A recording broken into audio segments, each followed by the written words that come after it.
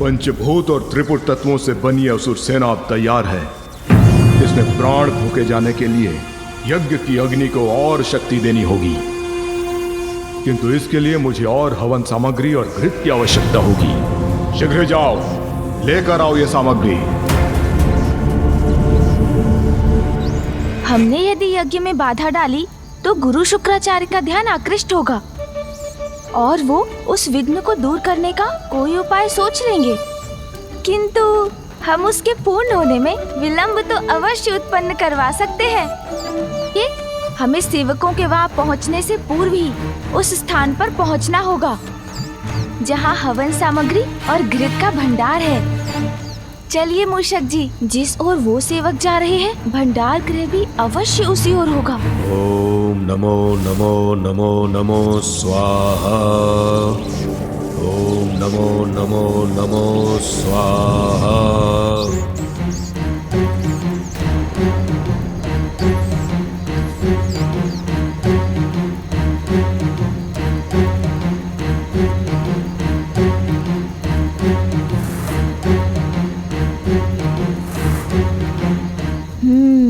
तो सुरंग में है हवन सामग्री।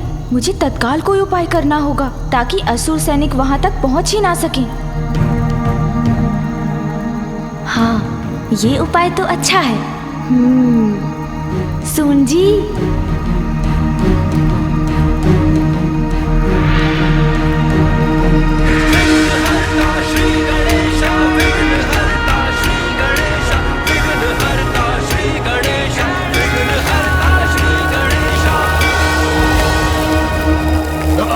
वायु प्रवाह कहां से उत्पन्न हुआ?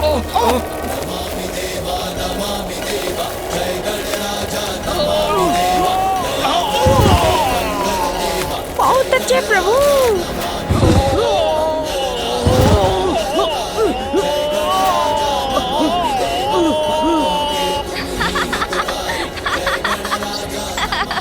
देखा मूषक जी, अब हमें जो करना है उसके लिए थोड़ा समय मिल गया। हाँ प्रभु।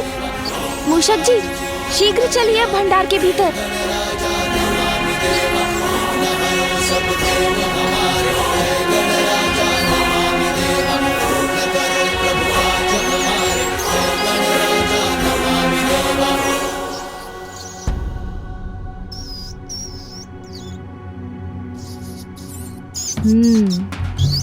प्रभु, यहाँ हवन सामग्री और घृत तो इतनी अधिक मात्रा में है। हाँ, जितना बड़ा षड्यंत्र तैयारी भी उतनी ही विशाल है, किंतु अब समय आ गया है विघ्नकर्ता के रूप में विघ्न डालने का। मूषक जी, वे असुर सेवक यहाँ पहुँचे उसके पूर्व इस सामग्री और घृत को समाप्त करना होगा हमें। हाँ हाँ प्रभु। मूषक जी, आप सामग्री नष्ट कीजिए, मैं घृत का उपाय करता हूँ। हाँ प्रभु, आरंभ करते हैं। हवन किए जो शुक्राचार्य आयोजित,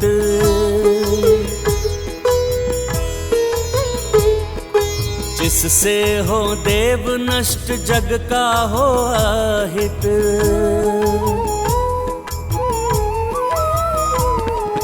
विघ्न कर्ता की भूमिका गजानन निभाए, सामग्री यज्ञ की सब मूस संग खाए।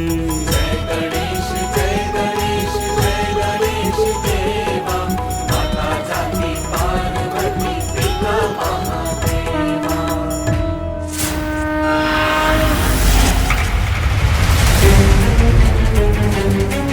शीघ्रता करो, गुरुदेव प्रतीक्षा कर रहे हैं, शीघ्र चलो। हाँ हाँ मूषक जी, सारी सामग्री नष्ट कर दीजिए। असुरों के गुरु शुक्राचार्यों को प्रतीक्षा कराना उचित नहीं है, आगे बढ़ो। शीघ्रता कीजिए मूषक जी, असुर सेवक किसी भी क्षण यहाँ पहुँच जाएंगे।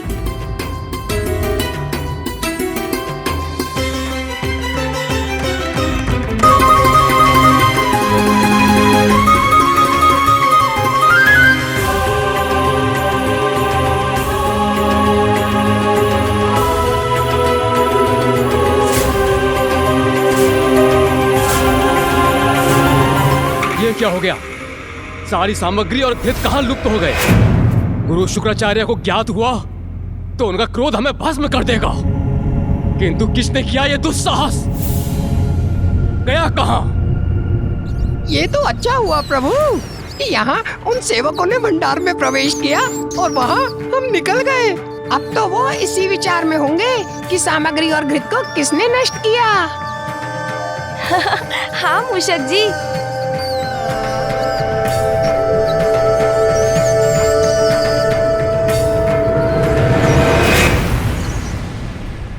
तो आइए मूषक जी, हम असुरों के इस अधर्म कार्य में थोड़ा और विघ्न उत्पन्न कर देते हैं। हाँ प्रभु, क्यों नहीं।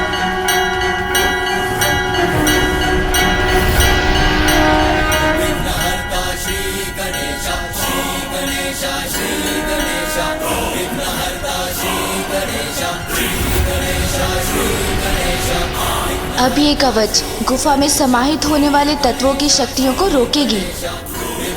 आगे बढ़िए मूषक जी।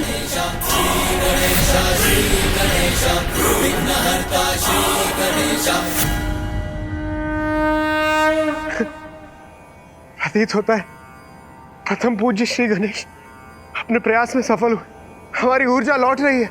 हाँ देवराज,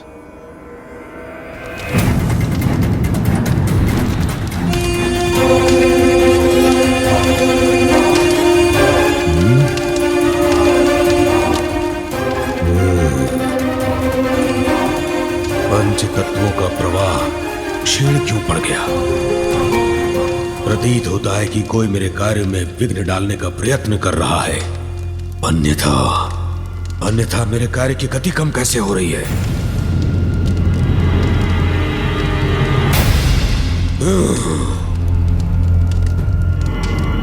ओम ब्रीम ब्रह्म प्रीम द्रम स्वाहा।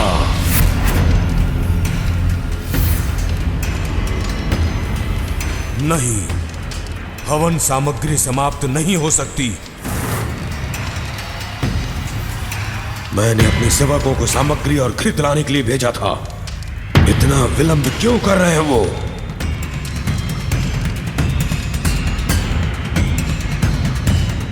अभी तक सभी स्तंभित हैं। मैं पुनः अपने स्थान पर बैठ जाता हूँ और इनका स्तंभन तोड़ता हूँ। क्या हुआ? आप रुक क्यों गए?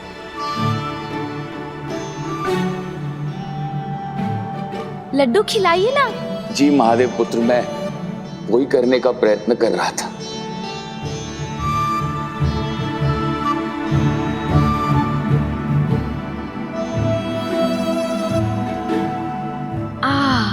बस पर्याप्त है। क्या प्रभु, हम तो आपको लड्डू खिला ही ना सके। आपका तो एक ही लड्डू में उधर भर गया। इसका कारण भी आप कुछ ही समय में जान जाएंगे, जब आपको ज्ञात होगा कि आज कितने घृत का पान किया है मैंने। रुकिए, आप दोनों अपने हृदय को छोटा मत कीजिए। जो लड्डू तारकाक्ष जी ने मुझे खिलाया वो आप सबकी इतने श्रद्धा और भक्ति से पूर्ण था कि उसी से मेरा उदर भर गया। आप इन शेष लड्डुओं को त्रिपुर में प्रसाद के रूप में बंटवा दीजिएगा। जैसी आपकी आज्ञा प्रभु। अब आप मुझे अनुमति दीजिए। इतनी शीघ्रता भी क्या है? आपकी सेवा का हमें थोड़ा और अवसर दीजिए। वो अवसर शीघ्र प्राप्त होगा आपको, किंतु अभी तो मुझे जाकर पिताश्री को आपकी भक्ति और सेवा से अवगत कराना चाहिए। आपका बहुत बहुत धन्यवाद कि आपके माध्यम से हमारी प्रार्थना स्वयं महादेव तक पहुंच जाएगी। आइए।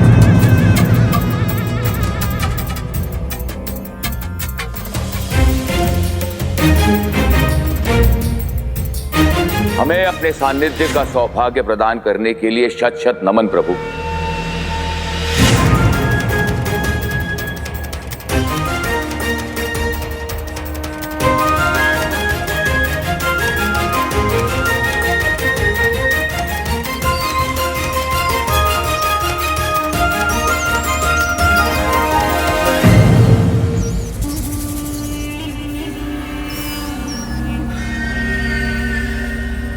महादेव पुत्र का अचानक यहाँ पर आगमन और उतनी ही शीघ्रता से प्रस्थान क्यों? संभव है भ्राताओं, ये उन दुष्ट देवताओं का कोई छल हो। भ्राताश्री, कहीं यहाँ आकर हमारा उद्देश्य तो ज्ञात नहीं कर लिया महादेव पुत्र ने? तुम दोनों शीघ्र जाओ और जाकर देखो क्या आचार्य शुक्राचार्य का कार्य सुचारू रूप से चल रहा है या नहीं।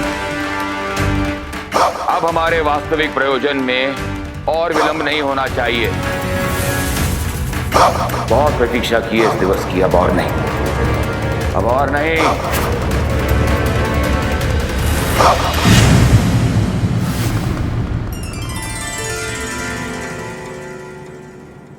प्रणाम पिताश्री। प्रणाम माँ। पिताश्री, त्रिपुर में आपके भक्तों से मेरी भेंट हुई और मुझे विश्वास है कि तुमने वहां कुछ भी अनुचित नहीं पाया। पिताश्री को केवल बोलकर नहीं, किसी अन्य प्रकार से समझाना होगा कि त्रिपुरासुर की वास्तविकता क्या है और वहाँ क्या चल रहा है। किंतु कैसे?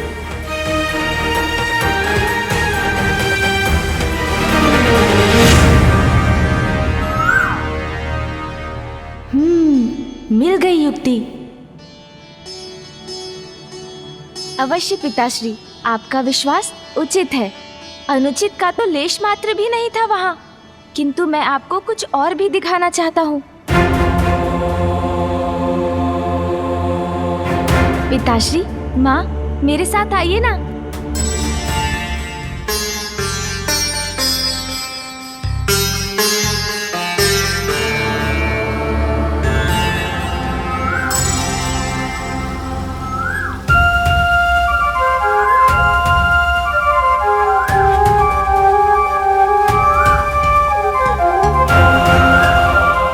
देखिए ना, कितना कोमल, कितना सुंदर स्वर है इस कोयल का। हाँ माँ, किंतु अपने मधुर स्वर से सबका मन मोहने वाली इस कोयल के पंजे पर भी एक दृष्टि डालकर देखिए।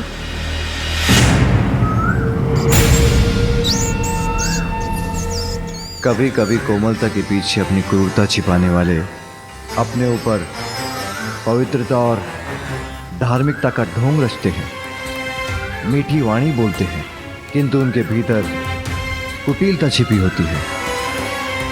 हमें कोयल के निकट लाने का तुम्हारा आशय मैं समझ गया पुत्र, कि इस कोयल के समान त्रिपुरासुर भी दोहरा चरित्र रखते हैं। हाँ पिताश्री, त्रिपुरासुर आपकी भक्ति अवश्य करते हैं, किंतु उनकी भक्ति के पीछे ईश्वर के प्रति समर्पण का भाव नहीं, अपितु ईश्वर से निरंतर कुछ प्राप्ति की लालसा है। पिताश्री, वो दिवस रात्रि आपकी पूजा करते हैं जिससे आप उनका वध ना करें। ब्रह्मदेव को तपस्या से प्रसन्न कर उन्होंने त्रिपुर वरदान में मांगा, जहाँ देवता भी अनुमति के बिना प्रवेश ना कर सकें, जिसका लाभ उठाकर वो वहाँ देवताओं, महाभूतों और त्रिपुर के अंशों से ऐसी अपराजय सेना उत्पन्न कर रहे हैं जिसे तब तक नष्ट नहीं किया जा सकता जब तक त्रिपुर का विनाश ना हो। गणेश उचित कह रहा है। हाँ माँ, गुरु शुक्राचार्य की निगरानी में उन्होंने त्रिलोक पर असुरों का आधिपत्य स्थापित करने का कुचक्र रचा है। इससे पूर्व कि वो असुर सेना जीवित होकर सर्वत्र विनाश करे, आपको उन त्रिपुरासुर का वध करना ही होगा पिताश्री।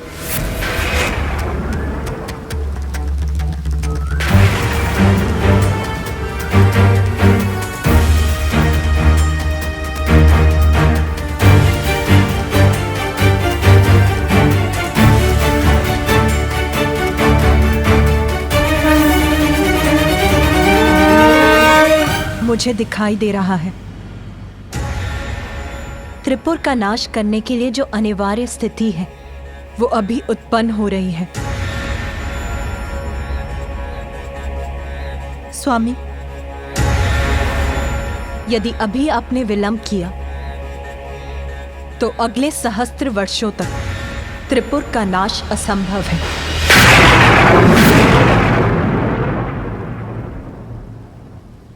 सहस्त्र वर्षों तक असंभव हो जाएगा? वो क्यों माँ?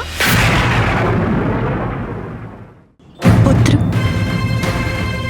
जब ब्रह्मदेव ने त्रिपुरासुरों को सहजता से वरदान दे दिया तो उन्होंने ब्रह्मदेव से कुछ और भी मांगा।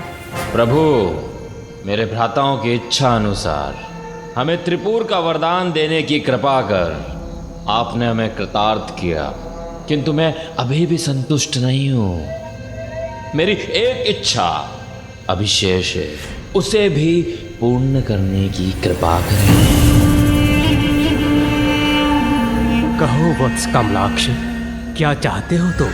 प्रभु, मेरे भ्राता की इच्छा अनुसार मात्र महादेव ही त्रिपुर का नाश कर सकते हैं, किंतु तब सहस्त्र वर्षों में हमारे त्रिपुर के तीनों पुर एक सीधी रेखा में स्थिर हो।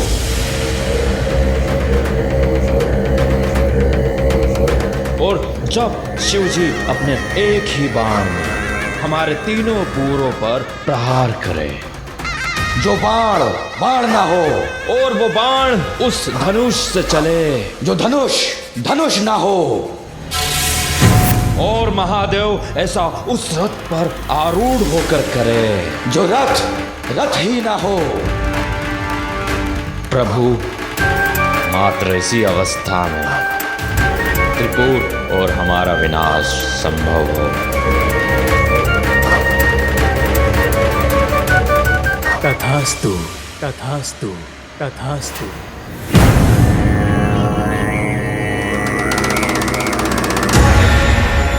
अर्थात यही उचित अवसर है उनके विनाश का, अन्यथा त्रिलोक पर उनका आधिपत्य स्थापित हो जाएगा और सर्वत्र अधर्म का अंधकार छा जाएगा। जिनके मुख पर सदा मेरा ही नाम रहता है, अपने उन अनन्य भक्तों पर मैं अपने अस्त्र कैसे उठा पाऊंगा गणेश?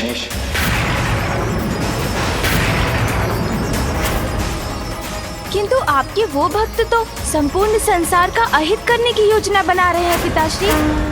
आपके प्रति उनकी भक्ति ढाल बनकर उनकी रक्षा कर रही है, किंतु उनकी भक्ति की ढाल इतनी भी बलवान नहीं है पिताश्री। पुत्र, तुम्हें जो भी उपाय करना है शीघ्र करना होगा, क्योंकि त्रिपुर अब एक सीधी रेखा में शीघ्र आने वाले हैं, और जितनी शीघ्र वो उस रेखा में आएंगे उतनी ही शीघ्र उस रेखा से बाहर भी चले जाएंगे। तुम्हारे पास कुछ ही पहर का समय है। माँ, मुझे ज्ञात है समय कम है। धर्मपरायण जनों का विघ्न हरता हूँ तो अधर्मियों और पापियों का विघ्न करता भी तो हूँ। कोई अनिष्ट नहीं होने दूंगा मैं, किंतु उसके लिए मुझे मामा जी की सहायता चाहिए होगी।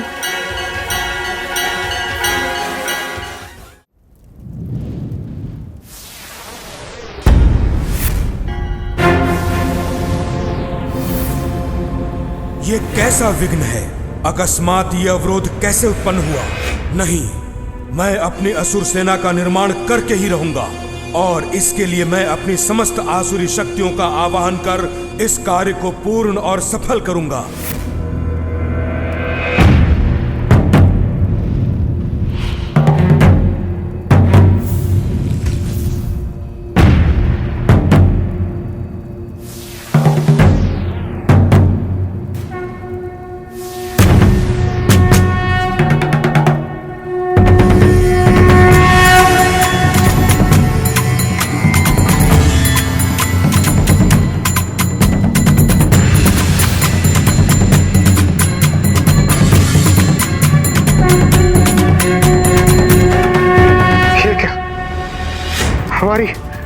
हमारी ऊर्जा पुनः क्षीण हो रही, अर्थात संकट अभी टला नहीं। हाँ इंद्रदेव।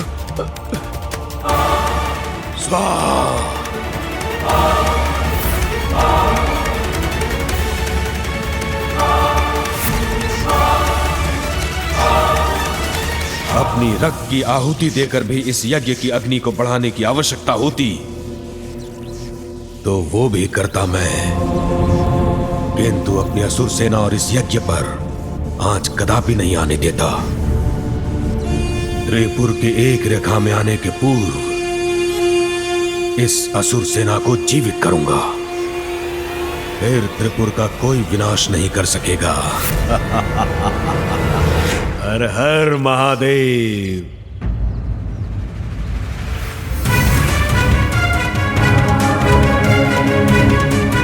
हमें शीघ्र त्रिपुरासुर को रोकना होगा, इससे पूर्व कि त्रिपुर सीधी रेखा में आकर सर्वत्र विनाश का कारण बने।